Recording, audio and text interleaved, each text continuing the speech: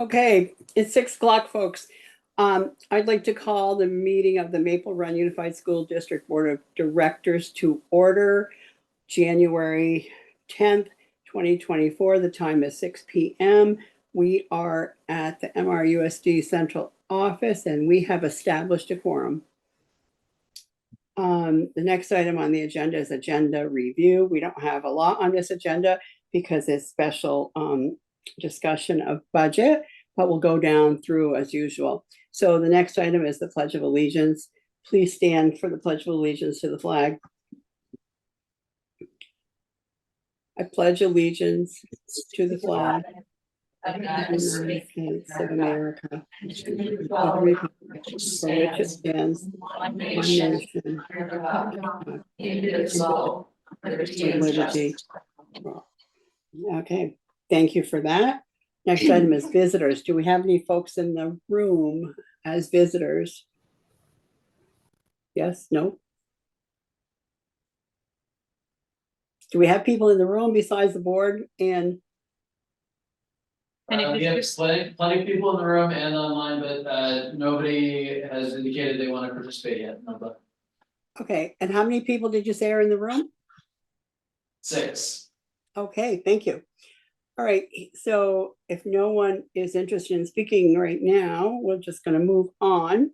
Next item is the consent agenda. There's only one thing, it's approval of the minutes from January 3rd, 2024. If no one wants to bring them out for discussion, we can approve the consent agenda. Does that work for everyone? Looks like. So the consent agenda is approved. We have reports to the board and we have the student board rep report, but I'm not sure there's a student board rep here, is there? No, there's not. Okay, so we're going to move on to the real reason we're here, which is discussion of the budget. So I believe you were all handed a number of pages as handouts for us to follow along with when we have our discussion about the meeting, about the budget, excuse me. So I would like to turn this over to both Martha and Bill to take us through the magic of the budget. Thanks, Nilda. Sure. Magic of the budget. That's a good way of putting it. So as we talked about at the last meeting, tonight's really going to be a board education time to ask questions. And Nilda, I believe you said if people that are online or that are in the audience have questions, you'd ask them to write them down and hold them, and we'll let for another question. That's right. Afterwards. Excuse me. I forgot to say that, but you're correct. We're going to do things just a little bit differently so that we can at least find out what questions people in the audience might have and we can get answers to them. Thank you. That's correct. Yeah, I know you said you wanted to do that to allow to run it a little differently. So you would do a visitor's piece at the end just to see if people had questions. Yes. We're going to try to, because there are a lot of people on Zoom and people here tonight. The board has packets of information and we're going to project that exact same packet on the screen as we do this presentation. I think what we're going to do, we have 4 or 5 different sections of this.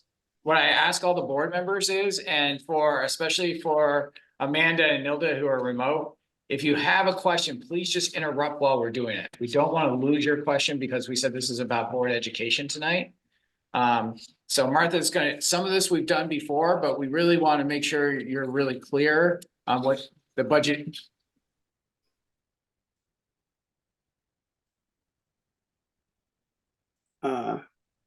Everyone went quiet. Hello. When I said magic, I was just kidding.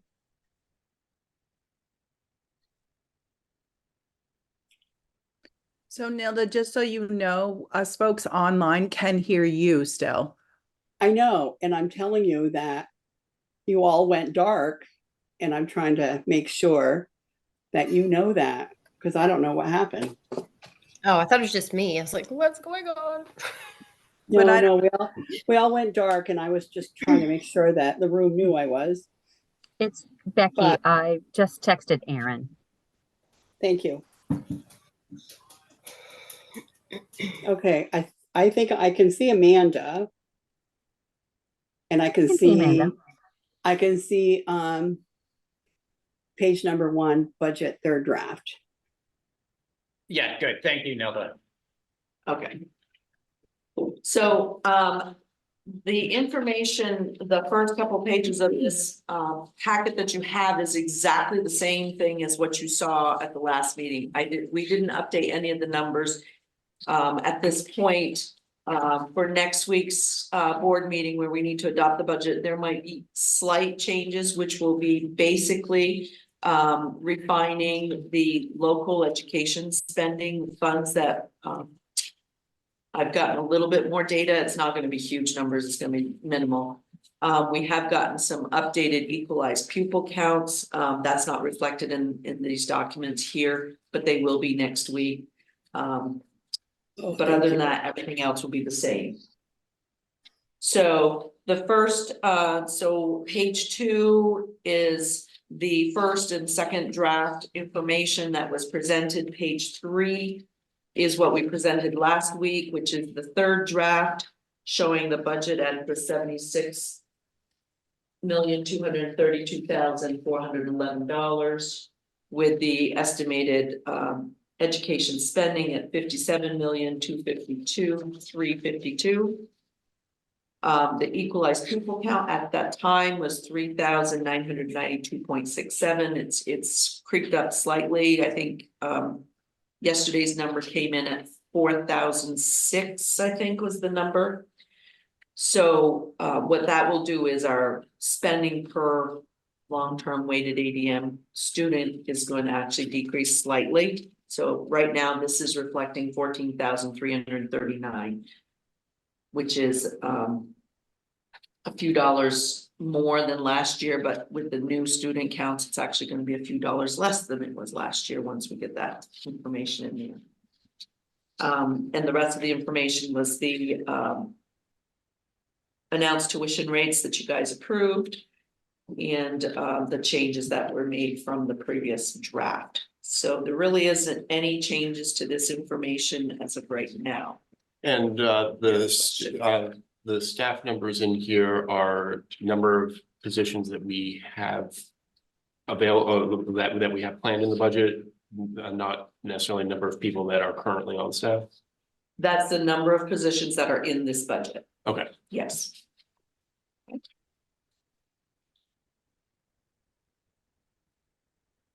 The next 2 pages are the summary of expenditures. And I've gone through this a few times, but I'll review it again. The very first column to the left is the description of the different areas of the budget. The next column is the FY23 actual expenses. So those are audited expenditures that we spent in FY23 in these different areas. The next column is the FY24 adopted budget. That's the budget as it was adopted by the school board about this time last year. The working budget is just the same budget with just funds moved around as we need them in the different areas as we're working through this fiscal year. And then the last column is the FY24 proposed budget. That's the budget that we're presenting now to be approved and brought to the voters for hopefully approval on March 7th. I don't have the date, but let's just call it town meeting. Town meeting day. Johanna. Do we, you know, this is normally how we receive the information. Do we ever receive, or is the board ever made aware of what the end budget was instead of the working budget? Because that's could be mid-year or, yeah, I guess mid-year. Well, you have the FY23 final. That's the only end budget we have at this point. It's the FY23 information, which is that first column. Actual is the final. That is the final. That's what was actually spent.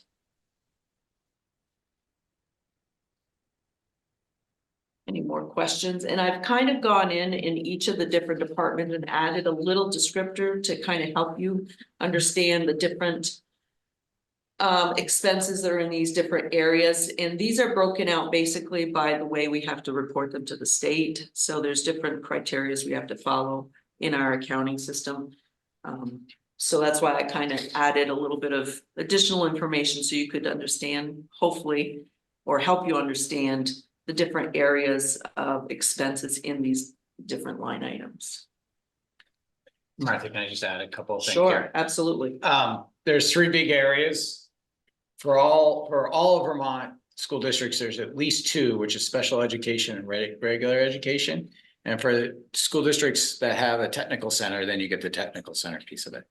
And this is really spelled out in what business managers and superintendents call handbook 2, which is the regulation about how accounting has to happen in Vermont. So we've been working inside with the leadership team, and just even for us as leadership team members, since Martha and Bree live it all the time as the budget, and they do a great job of translating it for us. But it's like, how do we know where different parts of the system are within this accounting of the budget? So I really want to pause here. Nilda and I had a conversation earlier this week. I'm willing to go down through the different lines, and even though there's written pieces on there, sometimes hearing it can give a little bit more detail, or if there's certain lines, like, can you explain that line in a little more detail? Glad to do it, just so you know, like, how things are separated. And for example, one of the ones that's probably the trickiest one to understand is actually the first line, pre-kindergarten. And pre-kindergarten on the top there, this is pre-kindergarten under regular education. So that's for students who are ages 3 and 4 that don't need specialized supports, either special education under child find. So if you looked over under special education and pre-K 12, you'll see another line for pre-K early essential education, which is the birth to 3. And so you'll see all the staffing costs, all the specialized supplies they might need, the materials to pull off our pre-K program. So the combined of those two is our pre-K program. So again, on the second page, Yeah. pre-K early essential. Yeah. That's 0 to 3. 0 to 3, and students who are 3 and 4 that need special education services, whether they reside in our pre-Ks or they're in a partner outside. And do we have a 0 to 3 program? We under child find, students that are found that needed 0 to 3 specialized education supports, we provide those by statute. In the home? Depending on where they need to be. Or Sometimes could be it could be anywhere. Childcare. It depends on where the student is. So where Franklin County Rehab Franklin County Home Health used to do 0 to 3 now. It's maybe us doing 0 to 3. Or it could be a combination. Yeah. Yeah. Home health still does work with them, Yeah. PTOT. And Yeah, it really depends on the services and the plan for each individualized student. Okay. So it's not to say I'm moving from one agency to another, it's just those are the requirements. And these are great questions. These are the type of questions I want to make sure all of you, like, I understand what's in the budget. And also another piece to that, which would be under the regular education pre-K, is the payments to our partner sites for all the students that reside in our municipalities, which is Fairfield City and Town, but are being educated or taken care of at partner sites, which could be Blooming Mines, so on and so forth. We have that, we call it's a tuition payment that we pay for each of those students. So that's also included in there. And when you're looking, Bill, to go back to the pre-K. Yeah. Example that you have, or that you're speaking of. That just because money is going down, it's not necessarily that there are less services being provided, but possibly the population is just different. We actually know for this year that there's a shift in the way we needed to provide services to more into special education. So Right. that you'll actually see, if you looked at across those different years, the money actually moved from Okay. from general to Yep, to makes special sense. education. Okay, thank you. Right, you- So I have a question in regards to Blooming Mines. Is that always going to be pre-K special education? Pre-K? No, that No. would not be special. That's not to say, that's not special education, that's general That education. would be general education. We have to That's pay. the one, that's what I was asking. Is it general or special? Yes. Yeah, it's general education. General. It's that Thank 10 you. hours, 10 hours a week that we pay the partner sites for the students that are attending those programs. Yep. there. Perfect. Thank you. Is this So I use that as the first example, Right. and I'm more, Neil and I am prepping for this. I am more than willing to go down through these lines and just have this quick conversation on each line, if that would help people. If you think you're all fine with that, Bill, I've got a question. yeah. Or in this particular line, It's my understanding that what we've just talked about yeah, is driven by law, yeah, no Yes. regulation, but the power of law Right. behind it, right? yeah. It's not something we just choose to do. I mean, we're glad we're doing it because it's Right. good for kids. But it's not just a choice we make, it's backed up by regulation and law.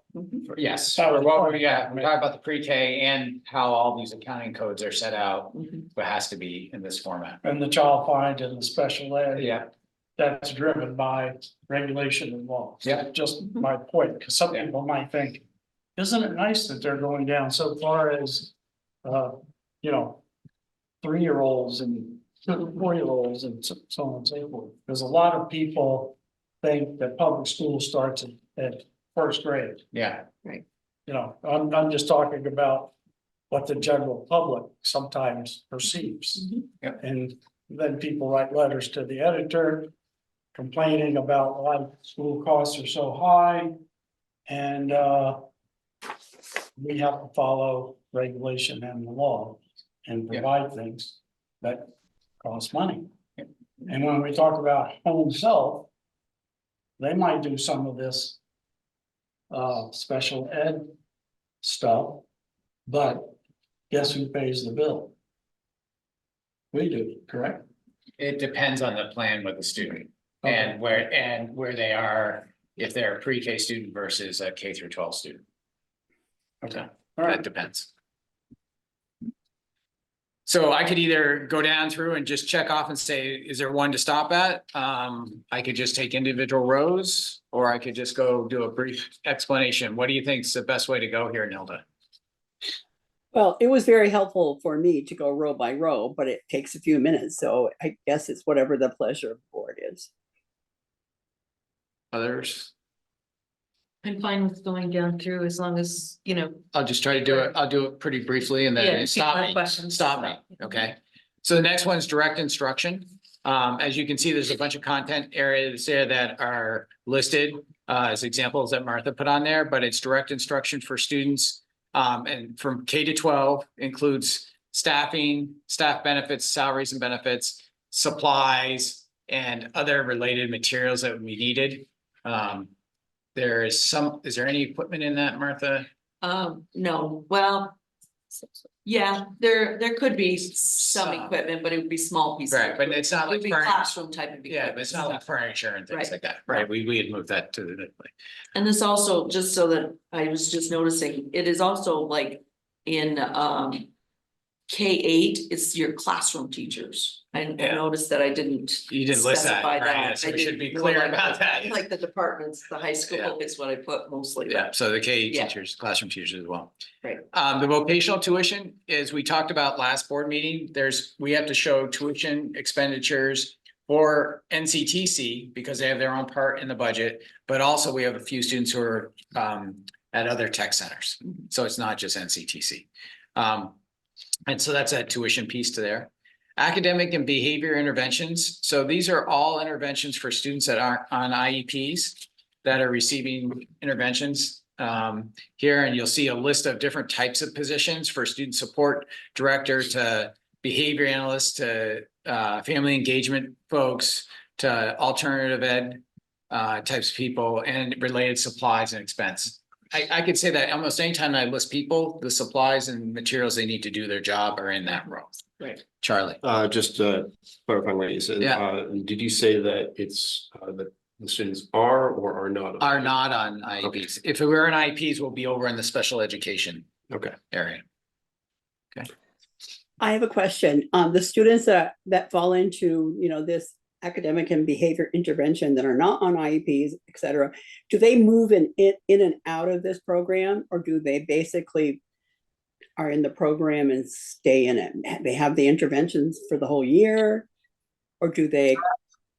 I don't know what the right word Goal is. is to have as short as possible interventions, but I have to say there's a gamut.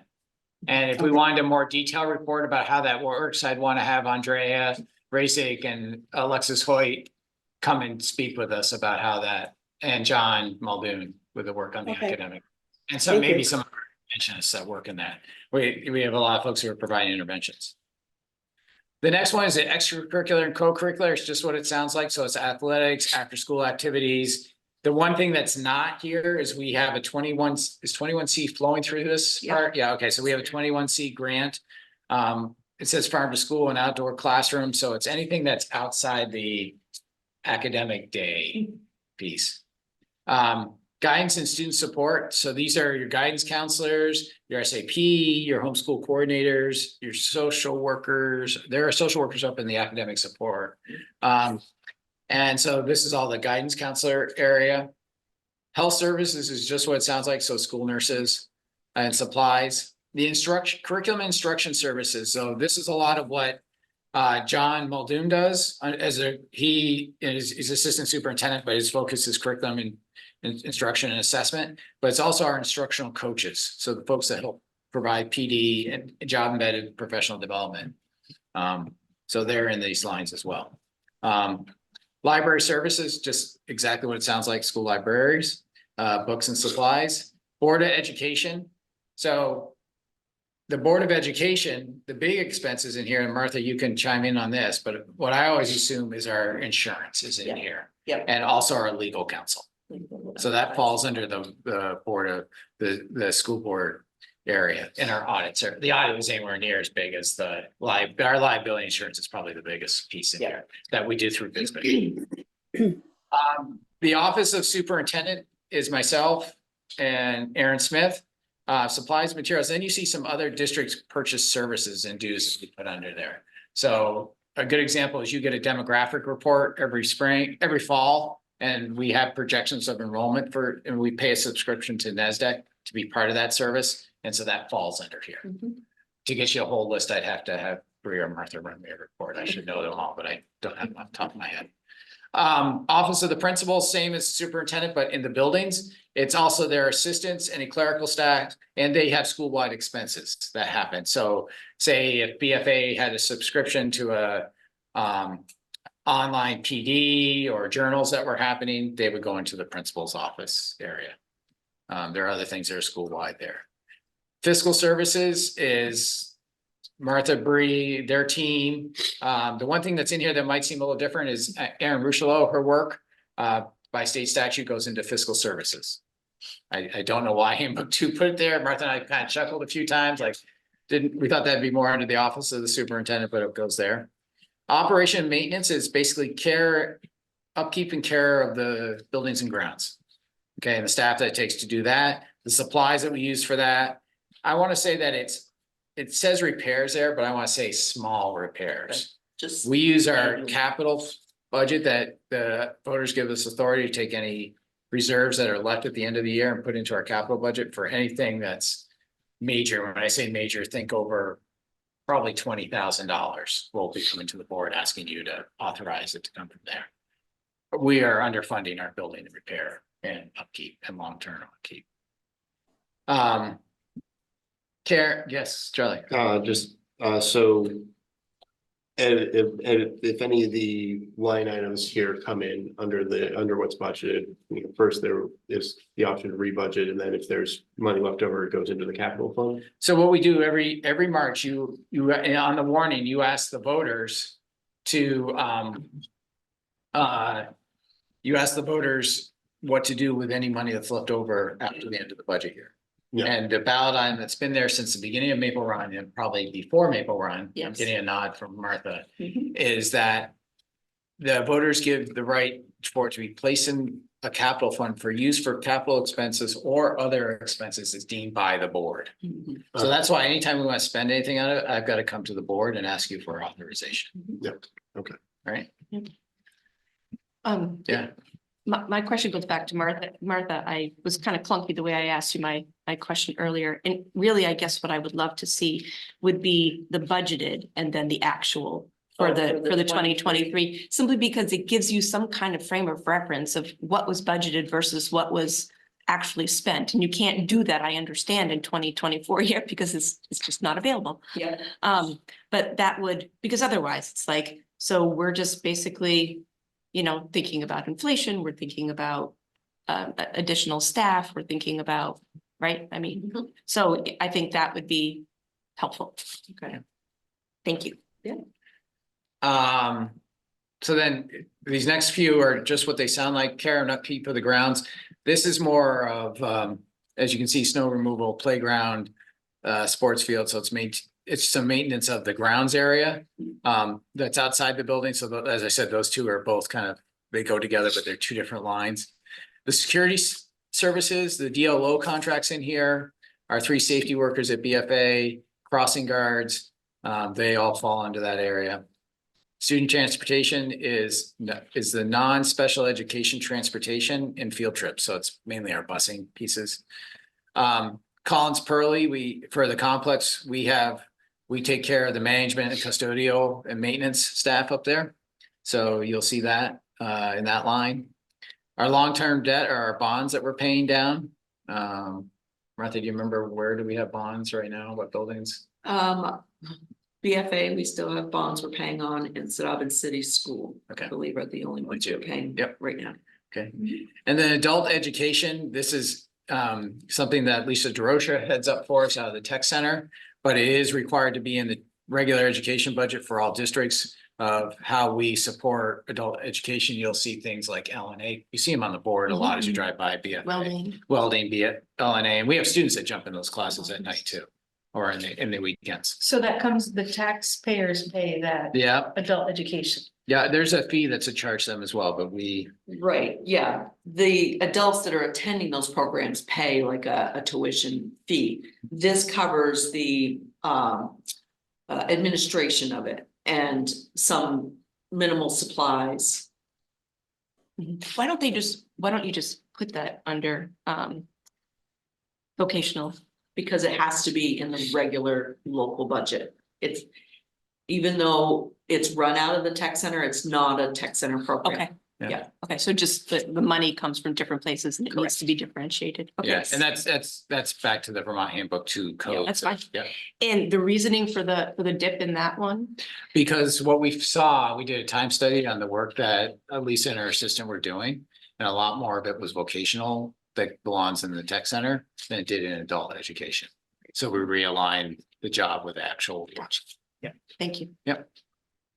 A couple questions. So, the DLO came on in FY 23, is that correct? I'd have to go back and check, Charlie.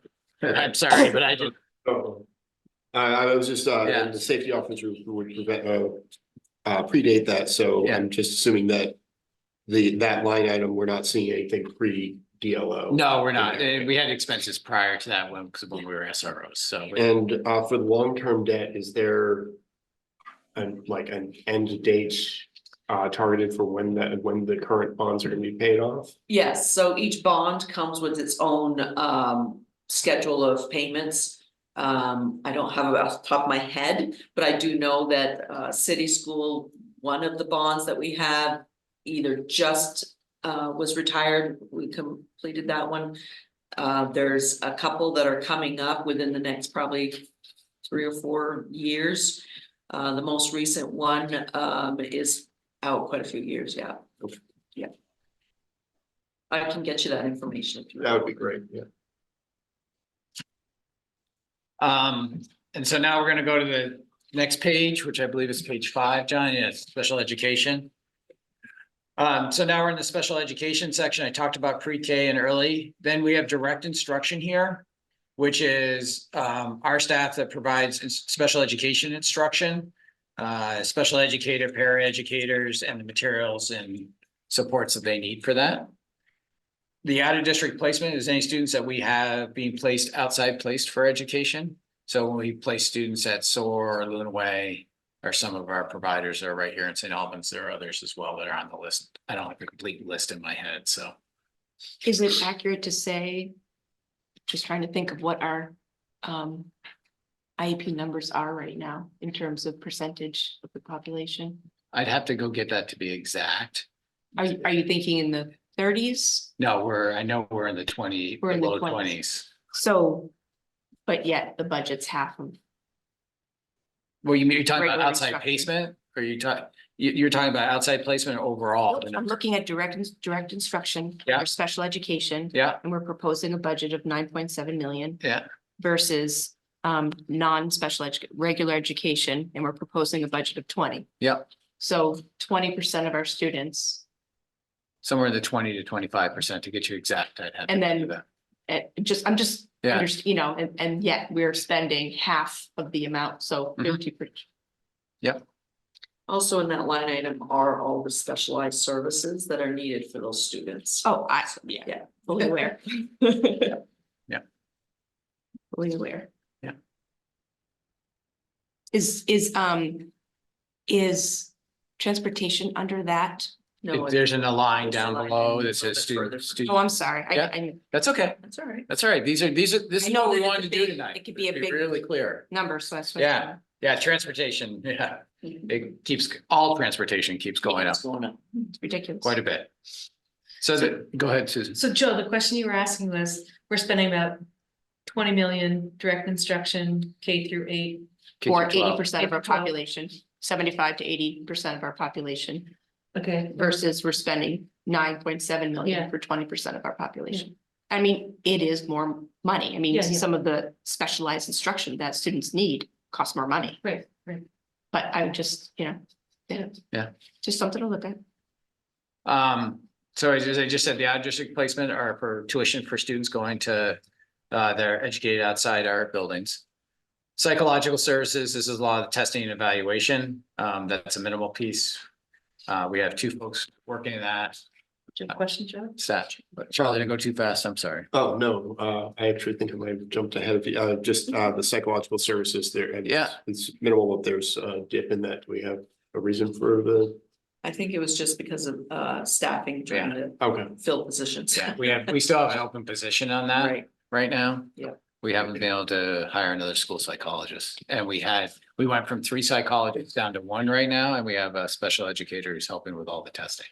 And So, does that need to be pulled out for? legal yeah, reasons as all well? this is following exactly how we had to present according to handbook 2. And so we have 2 school psychologists for the district, We have 1 right now. 1, We should have 3, we're, okay, and we're using a special educator to help with testing pieces to fill some of that. okay. Speech and language SLP services, as the folks that work as our SLP positions, their evaluation supplies or materials to do that piece. And then you see student supports here that are in special education, so you see behavior interventionists, but also the OT and PT work and visually impaired supports here. And then you see the special education administration. So this is a director, their assistant, and all the materials and any annual fees and contracts that they need to support the special education program across the district. So, and under student supports, it's supporting students with visual impairment and also students with hearing impairment. Could be with hearing impairment, that's right. Yep, any of those Any of pieces those. would come in this. Yes, all OTP. All the above. So you really parcel all of that out and we're still at 9.7 million. Just for Direct instruction, direct instruction. that's correct. That's intense. Student transportation, I think you asked that Joe earlier, so it's right down here. Yeah. That's a student, so for students attending outside placements or ones that need special transportation to get to school. And so that gives you all of the special education totaling 18.8 million. And then now we're into Northwest Career and Technical Center. A lot of the lines are pretty much the same, except for the one that I would point you to, so I don't need to talk about all of them, but I'm glad to. If you have a particular question about a line, but it says Office of the Director, think of that as the same as the Office of the Principal. It's just in the tech center, they call it a director instead of a principal. Leanne Wright, who's our director. It's analogous to a principal in my mind, the way I think in the way she works, so. Same, you got transportation, and transportation's for the other, when they're out working in the field. And then You see, the indirect piece, I should speak to that, that's probably a good one, is that they get charged from this school district for use of the building, because the buildings, most of the operation maintenance of the buildings under BFA's role, because it's all one building and campus. We can charge them for fiscal services, for the leadership from the superintendent's office. What else? Board IT, Ed, Board Ed. Yeah, O&M, And that's a formula that comes from the state, state-driven formula. straight different formula. Charlie, And the, for NCTC, this, student transportation is about a fifth of what it was 2 years ago. Was It's that, because we purchased buses back then. okay, so Yeah. the bus costs, those been handled, so we don't have to buy the buses again. For- Well. well, one of them you did last spring, one was a Yes. while ago, so that while ago one, how long that lasts on the So road? Some I'll, of them are pretty old. I'll hold my breath and cross my finger. And then, there we go. I can find my 10-year-old, for this band. Okay, well, we'll work on that, yeah. 210,000. How'd that go, Nilda? Is that what you were thinking? Yeah, that was good. And I think it prompted some questions and maybe people got some clarification they needed. So that was great. Yeah. Um, Okay, does anyone have any questions related to what you just learned or heard? Just to give you an opportunity if you didn't ask it during the, okay. I don't Now, have a question, but just a comment that just in the future, I'm one of those people that can't always conjure up questions before I get the information. It's when I get the information that I have my questions. But in the future, could we, like you did such a great job with that last presentation, showing us the different personnel in each of these departments. When we're looking at a budget in the future, could we also just see how many people are in each of these departments? So we can, just be aware of that and, how many. so I can show you graphical representation if you want that now, Joe. I don't have the If list. you have No, it quick, John, can I you- don't want to be asking for something that you're not prepared to give. just the one right that now. shows all categories. I had some things I thought people might ask, Okay, so great. I was like, let's make sure we have these. Yeah. I don't have them for a handout. We could provide them on as a handout. So that's not, no, the one that's all, this one right here. So if you took, now, this one, yeah, I can't see anything. yeah. All right, John, I just need just the one. Get some upper glasses. There we go. So I if got you it. look at the blue right there, I can tell you that that's direct instruction. That blue area, 177. 177 positions, Direct instruction, just direct instruction Special under regular That's special. education. If I come down to the orange. Yep. And Johnny, that scrolling you did was great. Yeah. Especially. That special education, 108. 108 personnel. These Direct are instruction. FTEs, these are FTEs. Okay, but this is direct instruction or this is direct instruction and. This like is all, services it's and all, special it's all. speech and language. it's Okay, I all just want of to make that. sure we Yep, don't. yep. Okay. And then, I'm not gonna go through all of them, but Yeah, what I yeah, did yeah. is rank order this in the number of staff that there were. And so I'd have to look at the grade. Now we're in pre-K, we're in interventions. So we have 45 staff members that are providing academic and behavioral interventions.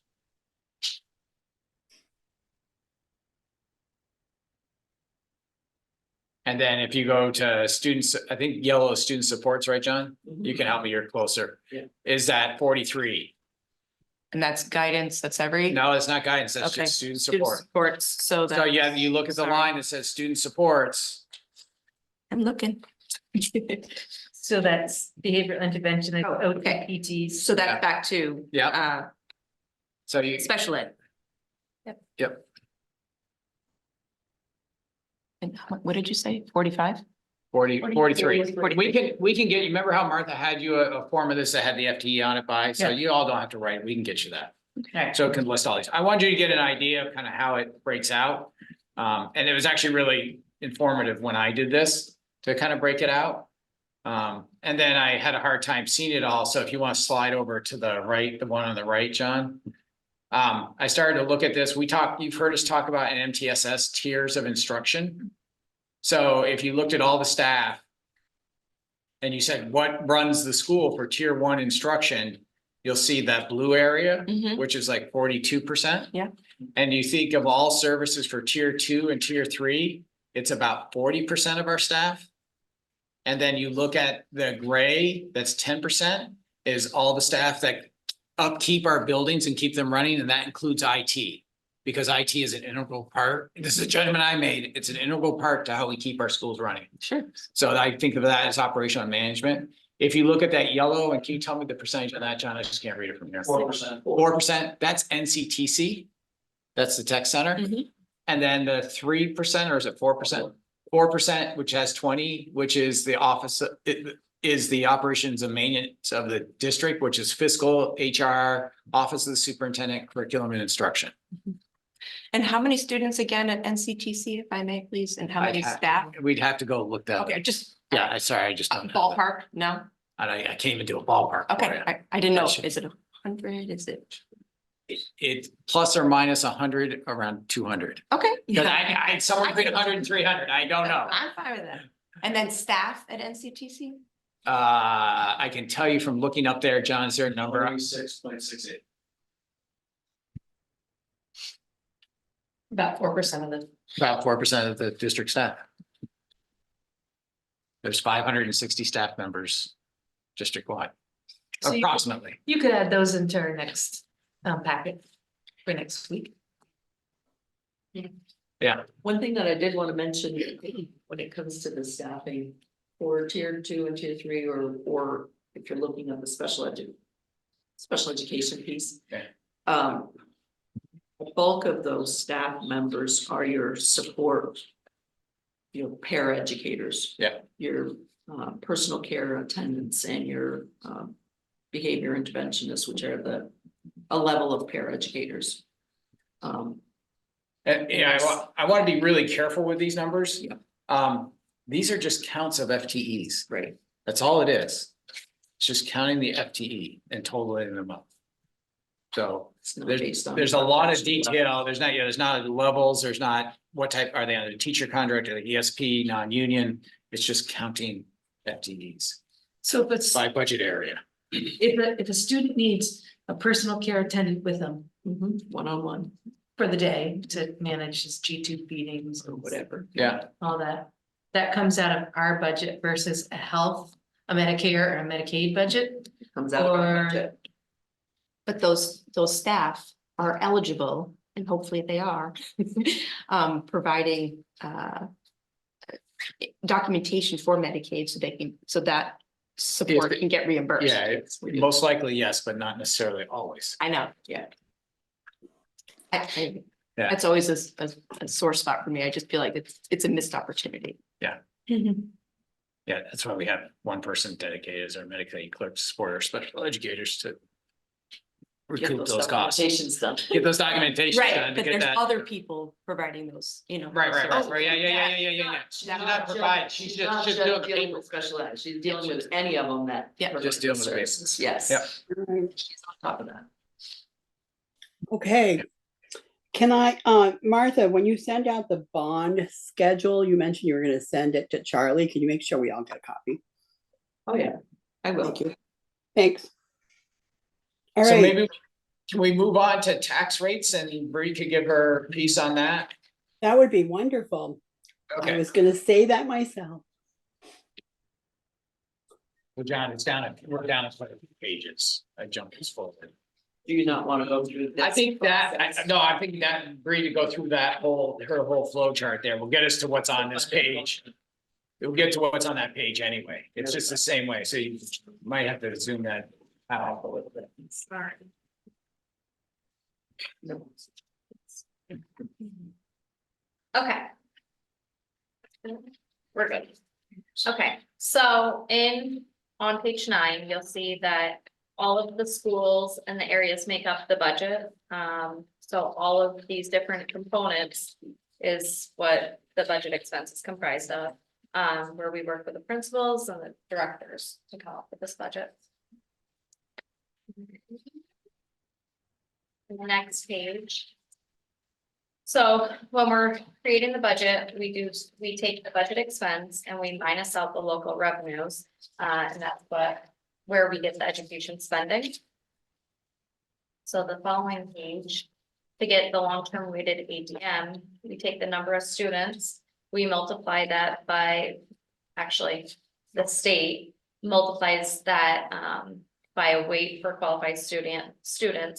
It's various different percentages for students who qualify for free and reduced lunch and English language learners and others. And that's how we come out to the long-term weighted ADM. Which is a 2-year average. Yes. Charlie. And that weight formula is developed by the state, and do we ourselves, like, would the public be able to look up what goes into that formula, or is that something that the state keeps close to their chest? I mean, we can share the We can share. spreadsheet with you, but it. But it might make my head explode. I'm not necessarily, it's just that you won't have all the background information that goes into those calculations. All right. Just a comment. We tend to use jargon.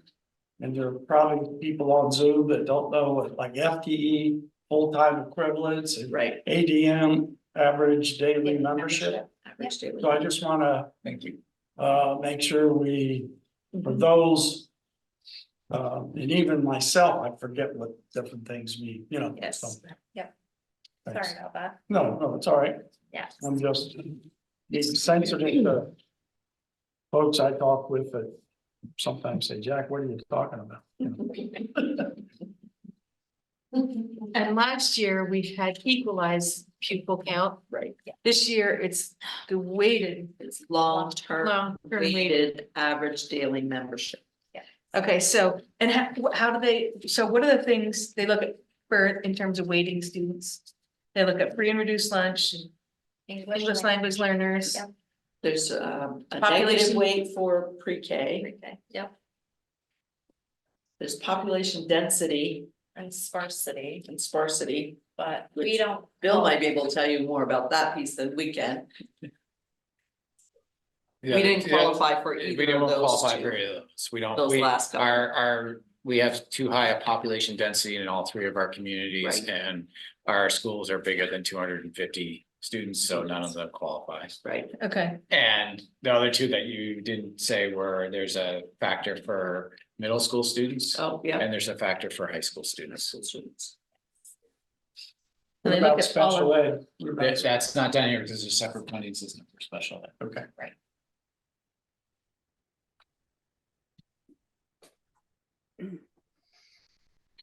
all right.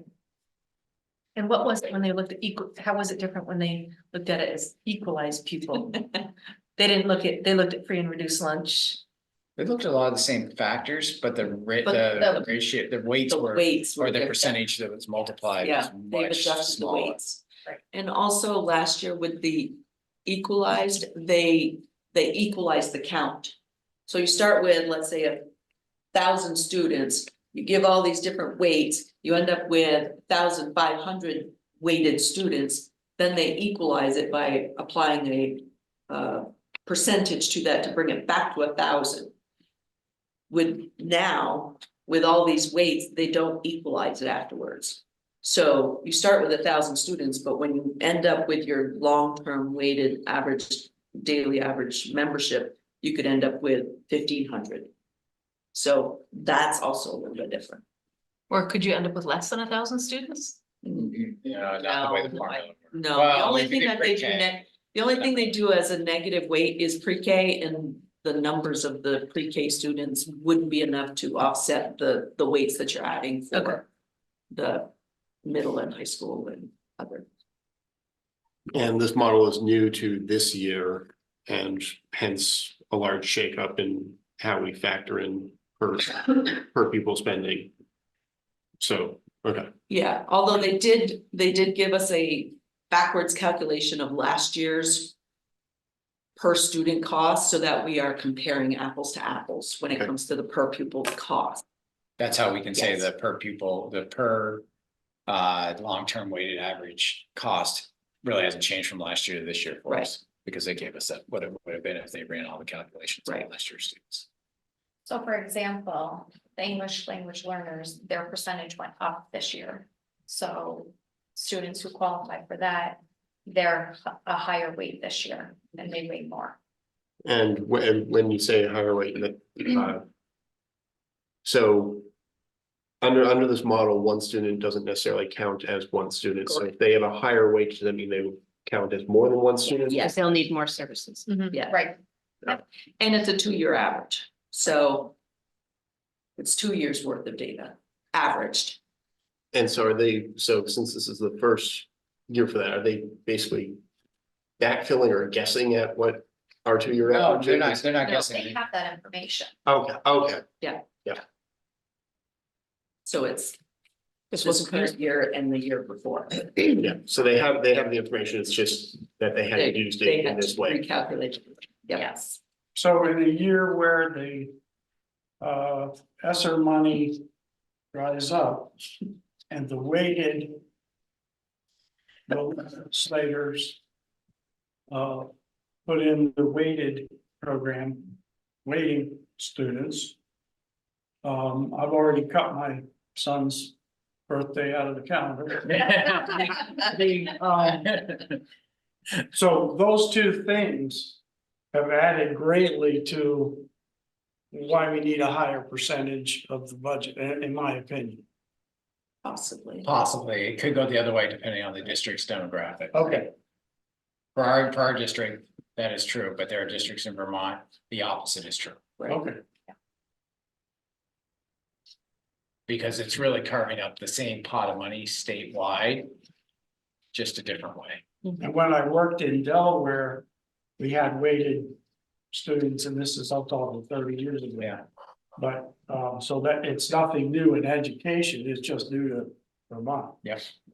And the reason I asked the question about special ed. Because in the weighted system in Delaware, special ed was part of that weighted Yeah, system. no, this is still, special ed's still outside here. Yeah, okay. Yep. So, We good to move on to the next page? So. Okay. So before, we had done the 3 calculations to get the education spending. So now we take the education spending and we divide it by the long-term weighted average daily membership. And that comes out to the spending per long-term weighted ADM. So then, Which is the figure, sorry. No. I'll interrupt. This is the figure that the state uses to compare against last year for that 10% cap. Right now, we're running at the same amount as we did last year, and with our new numbers that you'll see next week, we're gonna be slightly less than what we were spending last year. That And figure. yeah, we're well under that 10% cap. Yeah, we're at a negative Yeah. percentage, Okay, so, so yes. Yeah. so we're good. Yeah. So then going further down on that, so we'll take that long-term weighted ADM spending figure that we just had, divided by the yield, and that yield, it comes from the state of Vermont. And that is the same number for everybody or all the school districts in the state of Vermont. Which then comes out to the education tax rate. And then in here, you'll see that I have a caveat that in FY 25, we are utilizing that 5% cap on the tax rate. So. and just to, this is something I've been kind of leaning on a lot, but just to make sure that I'm not making any mistake or anything, that 5% cap stays in place until FY 2029, correct? Correct. And then after that, however high above the cap we are, then we basically have to face the music for that. Right, so the capability of accessing a cap is in place through 2029. So each year, when we come to this point, if your tax rate is actually over the 5%, then you're capped at the 5%. You could, in the next 4 years, we could come in with a percent that is less than 5% Yeah. tax increase. So because we are hitting that 5% cap now, Mhm. then we have that cap until FY 2029. If we came in at 4% now, we would not have that cap even if we Correct. came in at 6% next year. But if we come in at 10% this year and 3% next year, then it's from the taxpayer's perspective, it's 5% and then 3%. Yes, He's got it. right. Yeah, he's doing Yep, well. You he's got it, got Charlie. Good job. Charlie. It's not easy to turn all this up, so. Okay, and just another question. So this one here where we looked at the tax rate, so the 143 tax rate for FY 25, the educational tax Mhm. rate, that's with the 5% Cap, Cap, cap. yes. yeah. We'll talk more about that in a minute. Bree's got more of this. Okay. Okay, the last slide is a common level of appraisal. And this is to help make sure that all houses have a fair market value equal in the towns. Or from town to town. So in here, you'll see that there's an example of 3 different towns.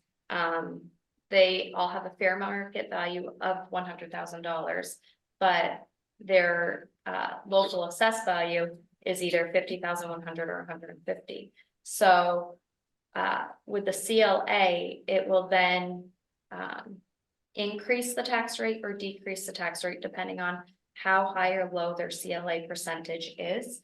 Because once it's at 100%, it's a 1.0 CLA tax rate. But the town or the state of Vermont wants to make sure that everybody has a fair market value equal to each other. So. Yep. So let's say in town 1, that $100,000, the fair market value, and that fair market value is determined by when the house is sold. That it's sold for $100,000. So in town 1, it's assessed at 50, in town 3, it's assessed at 150. Which means that, all right, so if they sell in town 1, if they sell that house for $100,000. Even though it was assessed at 50. That makes that town look rich if all the houses sell for that. Mhm. Right. And then the common level of appraisal goes down, Yes. taxes go up. Yep. So we can assume that town 3 had a recent appraisal Correct. Yeah. and town 1 hasn't been appraised, their homes haven't been appraised for a long time. Yes. So that's why the, the common level appraisal, if that figure goes up, the tax rate comes down. It's this kind of a thing. Yeah. Okay. So. Okay, so we get, every year we get our local tax bill and the house site value is listed on the local tax bill. Is that the assessed value, local assessed value? Yes. So you have $100,000 that shows up in your tax bill, you sell your house for $200,000, common level appraisal changes based on that.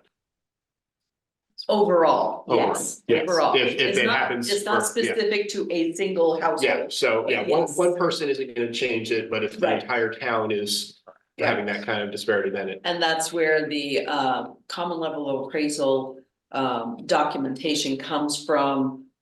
I don't even know which department is. It's at under the state Department, I level. say it's under Department of Taxes. I Is it know the that. Department of I know it's Taxes? under the Department of Taxes. That they send us that information. Usually early on in December, we got it at the end of December stating this is what this municipality's common level of appraisal percentage is going to be for this tax year. Based on 3 years of average of the selling of the property in that community. And this all came out of lawsuits where you could take a state like California and you could take like Hollywood, all their values would cause real high taxes. And they would have schools with swimming pools and all kinds of stuff. And then you would take some poorer sections of California. that didn't have some equalization, they call it equalization in some states. But those towns could hardly afford their school building. And never would have a swimming pool or anything. So states had some lawsuits that would say children were being discriminated against on the basis of geography. And so it caused states to do some kind of an equalization of property values so that schools became more equal. And the funding for schools became more equal. And that's what it's all about. And it makes a lot of sense, but it's confusing to people. It's very confusing. It's taken me quite a few years to be able to explain it, and I don't even know if I can explain it really well either. Well, I'm understanding it, so you must be explaining it pretty well. Aw. No, you guys are doing a great job. So moving on, Have you've gotten through your PowerPoint? I think the next. Well, I think Bree's gonna go through the numbers. Just Okay, to thank put you. more time, but a lot quicker, just yes, showing the numbers. You got the Please. theory, now you're just gonna see the same PowerPoint replaced with numbers in it. Yeah. So it Thank should you. be right. yes. I'll go quickly. Yeah. So yeah, so the budget expense, that's the $76,232,411. The following page is the budget expense, again, minus the local revenues that Martha's already shown all of you, comes out to the education spending. And then we have our number of students, which is 2,727 times the various weights that the states come up with, coming out with a long-term weighted average daily membership of $3,992.67 students. Then we take the education funding divided by that long-term weighted ADM, and we come out with our spending for long-term weighted ADM of 14,339. Then we take that 14,339 and we divide it by the yield, which is 9,452, which is an estimated number finalized in May or June. So that could be, or it could change, but then we come out with our education tax rate of 1.5171. But again, showing you that caveat that we are utilizing that 5% cap. So our tax rate will be 1.4307, our education tax rate. And so the yield is an estimate. Historically, how accurate is that estimate? Have there been years where like we're way off on that, or is it generally fairly at a certain? Each year it varies. Some years they're really close and other years it could be off a couple of $100. This year might be one of the years where it could fluctuate only because there are so many variables this year compared to prior years with the change in the weighting factors and the 5% cap. And so there's quite a few different variables this year that might cause it to fluctuate a little bit more, but Okay. don't know. Yeah. So then we come back to the common level of appraisal. You'll see that this is a little bit different from what the previous blank slide was. But this is the state's fair market value of 100,000 with the CLA tax adjustment. That's right in the middle. That is what the state has come up with for the common level of appraisal. So we take that and we multiply it by that 100,000, and that's how we come up to our town assessed value for taxing purposes. We take that and we multiply that by our tax rate of 1.4307. If we were to take Fairfield times that 1.4307, their taxes owed would actually be way over the 1,431, and city would be way under that 1,431. So that's why we then have the CLA adjusted tax rate coming out. So then everybody is equitable paying that 1,430. So I like one thing you said to me, Bree, that was really helpful when you showed me this slide, I think it was this morning, was that fair market value of $100,000. So in Fairfield, that house would be assessed at $109,000. You would see that on your tax. You would see that on your tax bill, but the fair market value is 100,000 according to the way the CLA is working. So in town, that house would be assessed for 79,000, but with a fair market value of 100,000. In city, it's 64,000 assessed for a fair market value of 100,000, according to the way the CLA is working. So I thought that was really a great way he said that. It made it click for me a lot. I'm like, oh, okay. That's how the CLA is adjusting for that. And that also takes into consideration the years that lapse between assessments. So some towns have been trying to get their properties assessed, but there's limited number of resources that do that work, and so they're backlogged. And so there are some that have, like we can see in the city, their percentages dropped down to 64%. Okay, so an assessment's not like a census where it happens every X number of years, right? No, the municipality itself has to contract out a corporation, a company that comes in and does the actual property assessments. And that's up to the municipality control. That's not something Right. we control. And it's been many years for city since they've had their last appraisal. It's been Reappraisal. Yes. Okay, so I think I had it backwards in my head, so the a more recent assessment.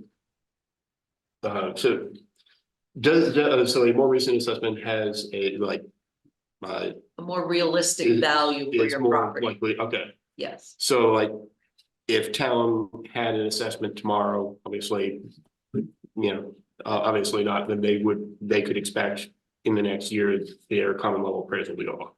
Correct. Okay, Yes. And it'd be closer to that 100%. Opposed to that 79% that they're at right now. okay.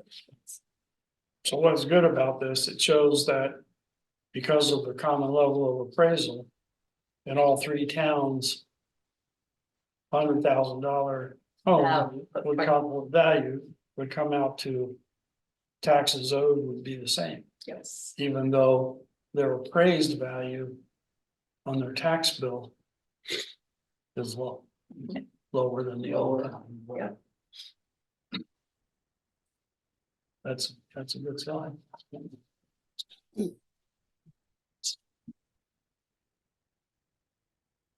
No, but how are we doing? We've been going for an hour 5.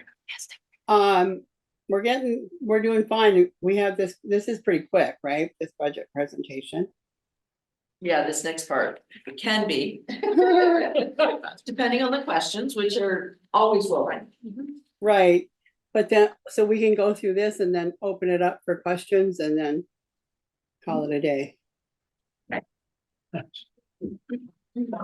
So this is a draft of the presentation that we typically do each year when we're presenting the budget during our informational meeting. And it's trimmed down from prior years. There's typically been quite a few more slides. I don't know if more will be added, final presentation. Yeah, we're working on the final presentation. What we wanted to show you was the fiscal The part. fiscal part. So the next page, or the first page after the title page, is just basically an overview. It's showing you what the expense budget is coming in at, which is the 76,232,411, which is representative of a 9.81% increase over the current year budget. And it's showing our estimated long-term weighted average daily membership coming in at the 14,338, which at this time, that's showing a 0.28% increase over the current year spending. So about the same, Which is not a the same. 28% increase. It's not a 28%, it's a 0.28% increase, which is basically zero. The next slide just breaks out the budget in the different larger chunks, just to kind of show where the expenses are falling. Salary and benefits is about 76% of this budget. We have contracted services, which is 5%. Tuition, transportation, property services is 12%. Supplies and equipment is 5%, and dues, fees, and debt, and miscellaneous is about 2% of the budget. The next slide kind of takes the summary expenditure report that you guys have been seeing for the last 3 or 4 meetings, and just condenses it a little bit to fit all on one easy readable slide. We've broken it out into the large areas just to kind of give some idea of where the budget expenses fall. The next slide, we're talking about how we come up with our tax rate. And it's basically what Brianne just walked you through. Is you got your expense budget, you subtract out your local revenues, brings you to your education spending figure. You then divide that by your, it's not equalized pupil count, I gotta change that. It's your long-term weighted ADM student count. To come up with that per student spending of the 14,338. You divide your education spending by your long-term weighted ADM to come up with your the long-term weighted ADM spending. Then we divide that by your property dollar yield to come up with the estimated tax rate. So this $1.43 here showing is the one with the 5% tax cap on it. Yes. And bear with me, because No, that's quite all right. My went question really might be a fast. little ill-formed. I was trying to think in terms of that 5% cap. Mhm. Trying to think. Yeah, you're ahead when that 5% cap comes up again next year. Mhm. Is that cap related to 5% on that $1.43 Yes. rate? So like if the school budget increases by, I don't know, like 3%, that would still be a larger percent than what the taxpayers are paying. Let me back up a little bit. Could be an increase. Yeah, so like if the school budget increases by an amount that is under 5%. Yeah. But would result in a tax burden that is over 5% to that $1.43, that the taxpayers are only paying 5% for. Right. Correct, okay. Yes. Yeah. So that 5% until the cap expires is based on this number. It would be based on this number for the next year. Yes. Okay. Yes. I think I got that. Then the next page is our 9-year education tax rate comparison. This brings us all the way back prior to our merge, showing what the tax rate has looked like for the last 9 years with the $1.43, which is the capped tax rate showing for FY25, which again is showing that it's still less than what we paid, what we had for a tax rate in FY22. That's the year. Yep. The next slide, we're just going through and showing a comparison of the estimated tax rate that we're coming up with for FY25 compared to FY24, and showing the estimated increase on the tax rate. This is using the 5% cap tax rate. Right now, we're showing that the tax rate increase for St. Albans City would be about 32 cents. St. Albans Town would be about 24 cents, and Fairfield would be about 25 cents. With the later on, we'll show where the bulk of that increase is actually hitting, which is from the common level of appraisal adjustment.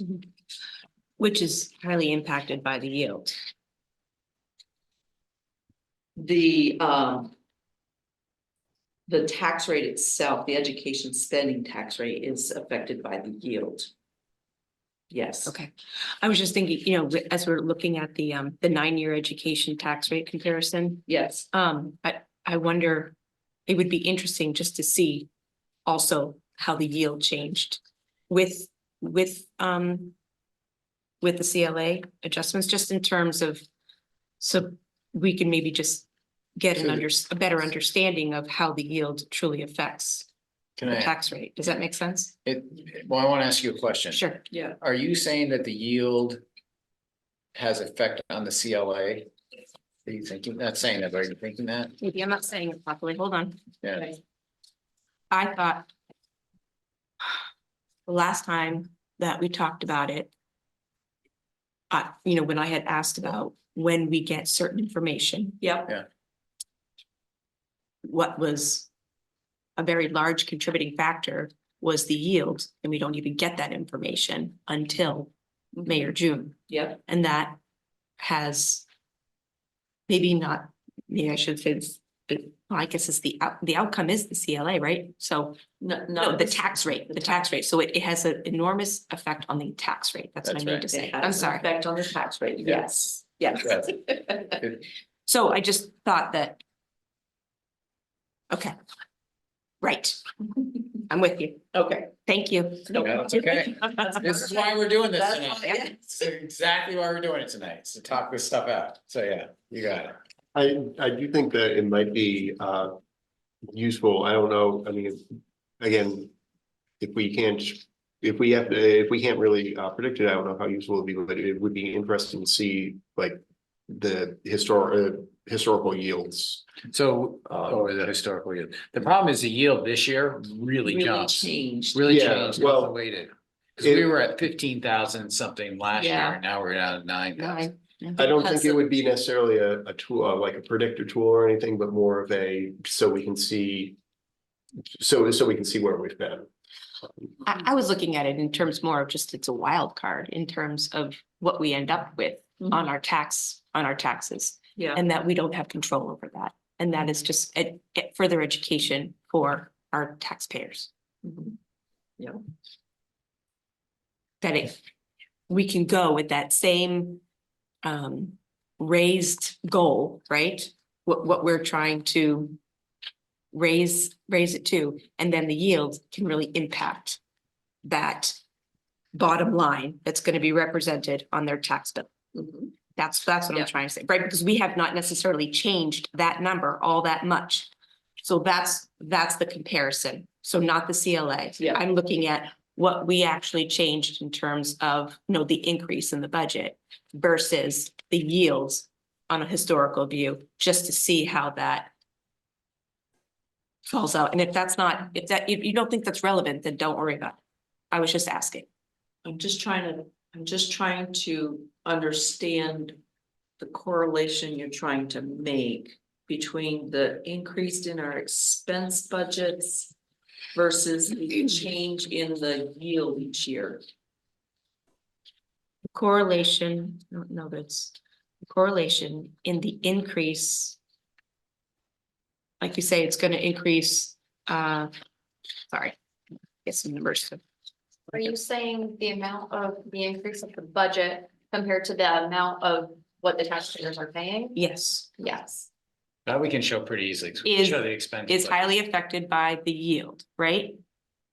So the yield changes that increase, and that's the end number that we get, correct? So one thing you have to remember is Yeah, I gotta your put the- expense budget is only one piece of Sure, what creates your tax rate. yes, right, Because you've got your expense budget that could have in here a 9% increase. But you have your local revenues, which could be increased or decreased from the previous year, so that has an impact on it. So really what you wanna be comparing, I think, is your education spending. Because that's the piece that so the we have 14,339, pardon? the 14,339. No, No, the $57 million figure, the education spending figure. Because we don't even really have control over the 14,339 because it all depends on what your weighted students are gonna come in as. Right, A lot of Um, that's based on the demographics. And of the right. students. of the students. I wish I had that last information that you gave us, because I followed it the last time. Last year it was 51, this year it's 57. Right, but then we looked at the percentage is what I was looking at.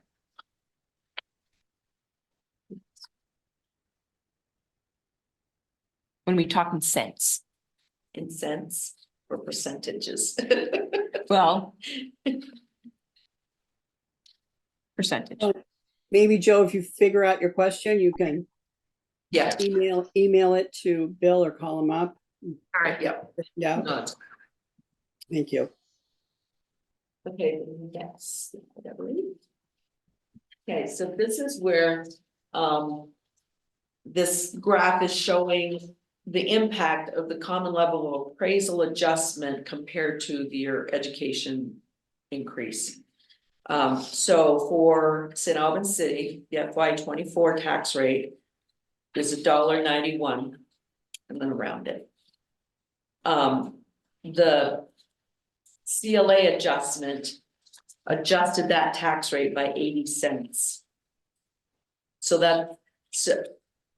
I have another chart somewhere that shows. But then that we have one later difference. on, I It's think. later on, Maybe yeah. we skip over this one, because that other one's. Yeah, it'll make more sense when we Yeah, get to do the that. other one. Yep. All right, let's skip this one.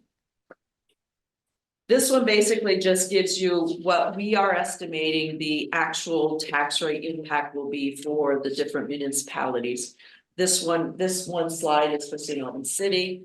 So if you had a house, home site valued at $160,000, this would be your assessed value. For FY 24, your tax impact was $3,059. We're anticipating with this budget we're presenting, we are estimating that your tax impact would be $3,576, which would be $517 more than the prior year. So that's what this chart is showing you, different house site values and what the total impact of the tax rate would look like. This would be including your CLA adjusted tax rates. Okay. And this does not include income sensitivity calculations at this point. These numbers are for individuals that do not receive any subsidies for income sensitivity. The next two slides are the exact same thing, but for the different municipalities. So St. Albans Town and then Fairfield. So those just give you what the impact would be for those different municipalities. The very last slide does talk about the income sensitivity cap. So you are capped at your income. If your income is, I'm gonna go right to the top, $90,000 or less, you're capped at a 2.67% of your income. That's how much you will pay for your property taxes, is the 2,403. Which is a slight increase over FY 24, which is at 2.33% of your income. So that household impact would be at $300 basically for the increase in the taxes for that year. So that's how the income sensitivity piece works. Yes. And I'm trying to put this in terms of like filing tax. You file your homestead declaration, and then in July or August, the state gives you a thing saying you get X amount discounted from your taxes. Yeah. That's the income sensitivity Yes. part. Okay. That's the piece, yeah. What's the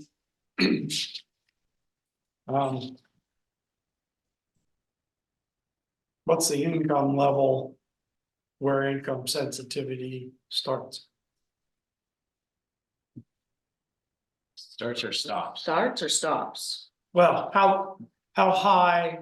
I think 90,000 is the top. Okay, that's the top. It gets Okay. adjusted every year, Yeah, Okay, yeah. somewhere. Well, I think it's actually, I don't know what the top number is. I just use these numbers as a, I was gonna say, 'cause a guide. I've seen a little higher than that. yeah, I was gonna say, I think I thought it was a little bit more than I think it goes up in 90,000. around 110, but we'd have to check on that. okay. And that comes from the state of Vermont. Yeah,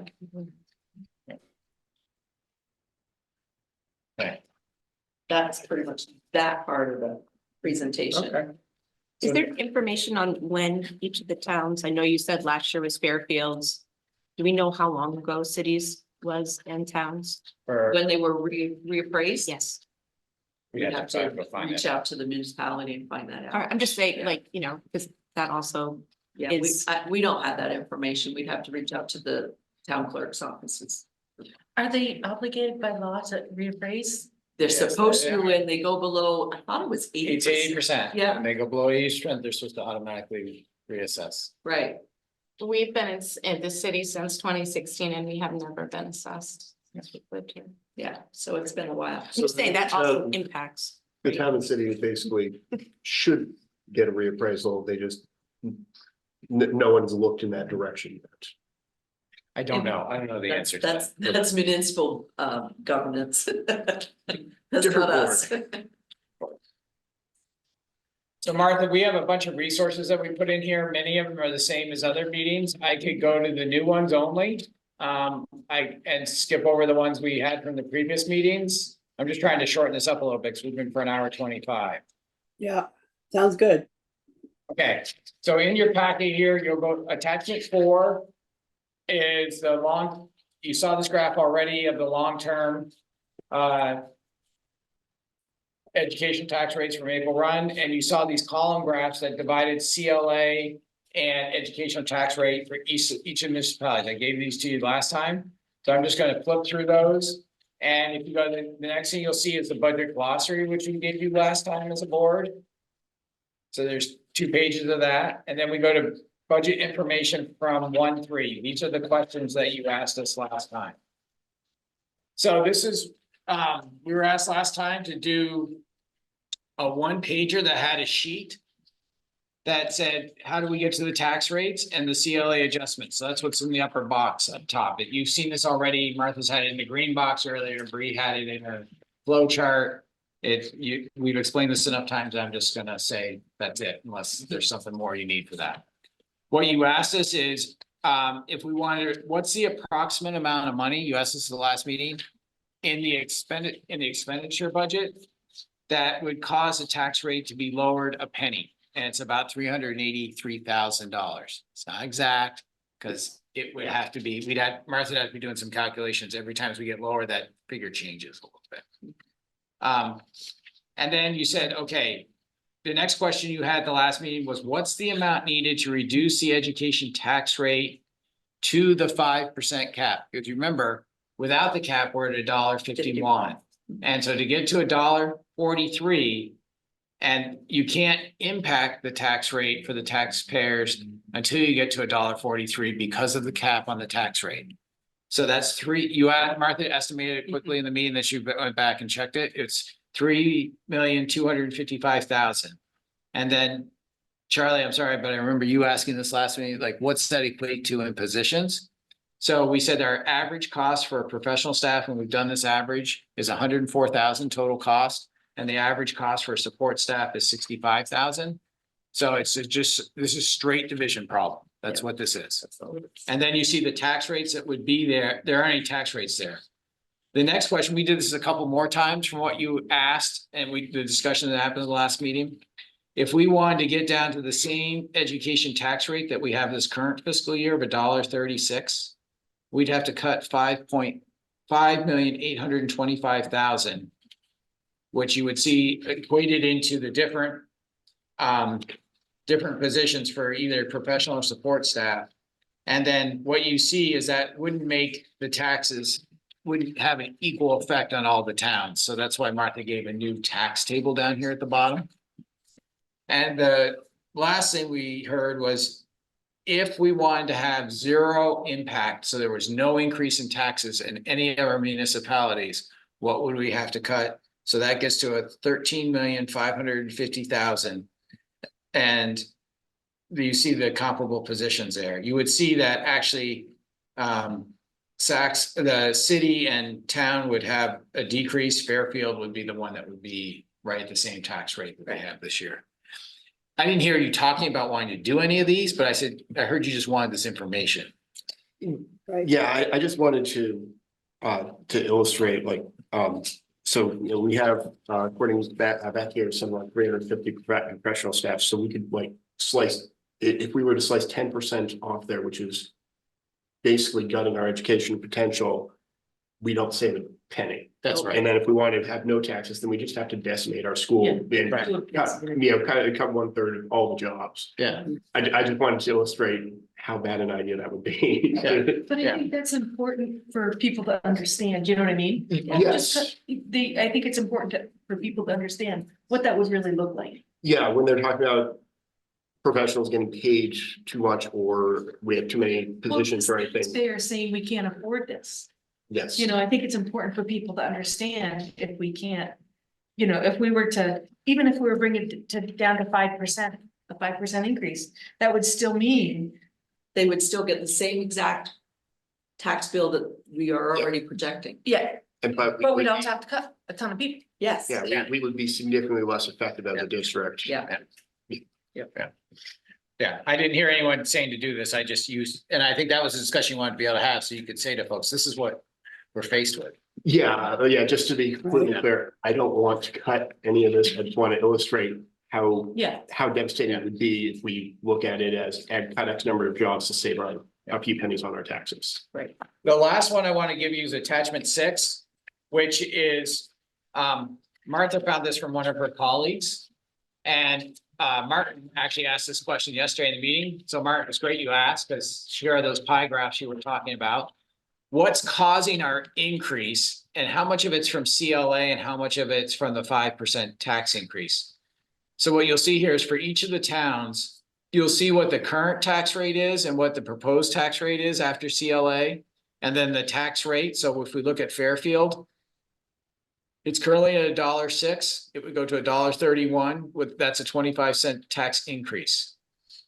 If you said on $100,000 of homestead value, how much of the dollars that the increase in tax cost is because of CLA and how much is due to the 5% tax increase cap? $181 of new tax dollars paid would be just because of CLA. 68 would be because of the 5%. Because of our budget. Because of our budget. So the total increase is $250 that of new tax money the homeowner has to pay for that per $100,000 home value. So if they had a $300,000 house, they're looking at a $750 increase in their taxes. And so you'll see that again. So that's I didn't put it on here, but there's a pie chart down below with Fairfield. You see that's a little over 25% when you look at that pie chart, that the yellow area represents what's because of the budget and the blue represents what's because of CLA. If you look at St. Albans City, it's even a greater percentage is going to CLA, almost $255 for the assessed value of the, and $68, still $68. You see that's constant for all 3 towns. It's the CLA difference. So for every $100,000 of homestead value, it's $323 more of tax dollars that the homeowner, property owner has to pay.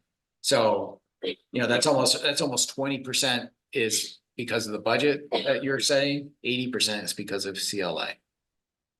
And then you'll see the same thing in town, and I believe that that's almost 70-30 percentage. So Martin, thank you for asking about those pie charts. That was a great question Yeah, these are yesterday. great. These are great to kind of show. So that's just showing what the increase is and where it's coming from. Wow. And we can obviously put these charts on single slides. I just quickly did this to show you. So I'm gonna say for the information session, the informational session, having these on hand would be a really good idea. Okay. And that's what we can talk about next week, more about what we want. I wanted to give you all these tools so you had them for the week to kind of think about as we talk about next week for communication plans. Nilda, that's it. That was long. That's but- it. It's long, but you know, we wanted to discuss the budget and help educate us all. I really appreciate the time everyone took to make all these tools and all these whatever. I suddenly can't see anybody. I don't know. But just quickly, the other 2 items on the budget are superintendent report. You got any more than what you've already given us? No, but if we give a minute, Martin's working on getting the image up so you can see everyone Oh, here. And I thank know you. Susan had a question. Yeah, so one's a question and one's just a. If anyone has any questions, make sure you reach out to Bill or Martha, but, so we could use this, so let's say next week I'm going to the senior center, with a community center in East Fairfield.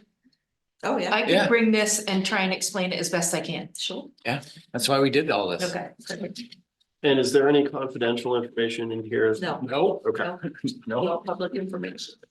So, and just to let everybody know, the city was reappraised back in 2011, the town was appraised in 2008, and Fairfield was appraised in 2023.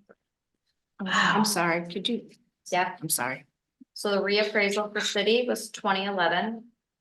For the town of St. Albans was 2008, and Fairfield was 2023. Thank you. Thank you. Okay, so superintendent report, Bill, anything to add? I have nothing more to add. I talked way too much. Yeah. Okay, any board announcements?